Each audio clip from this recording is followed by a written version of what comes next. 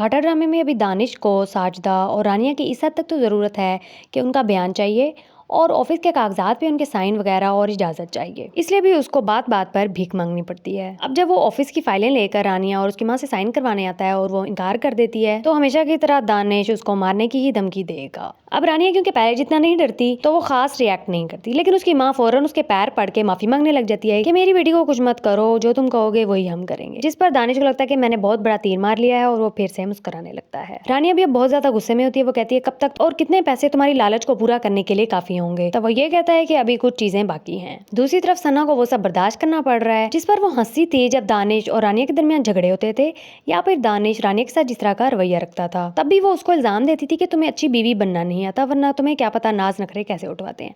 अब उसके खुद के साथ यही सब हो रहा है। खैर वो फिर से अपनी मोहब्बत के गुण गाने लग जाती है हमजा के सामने। तब हमजा ये कहता है कि यही तुम्हारी सजा है और अब तुम्हें भुगतना पड़ेगा। हालांकि सना ये भी कहती है कि जो तुम कहोगे वही मैं करूंगी। जो उसने जुर्म कबूल करने का कहा वो तो उससे हुआ नहीं। इसके बाद सना जब बाजू पकड़ के हमजा को रोकने लगेगी, हमजा उसको स्विमिंग पूल में धक्का दे देगा। एक और बात, दानिश की माँ जो साजदा को गोलियां देती रहती है और वो भी चुप करके ऐसे खाती रहती है जैसे दानिश की माँ के सर पर सींग निकले हो। बस बेवकूफों की तरह वो उनके हाथों इस्तेमाल हो रही है और गोलियां खा खा के अपनी जिंदगी कम कर रही है। वैसे उसके जिंदा रहने से भी रानिया को कोई फायदा नहीं हो रहा, लेकिन मरने से और ज्यादा नुकसान हो सकता है।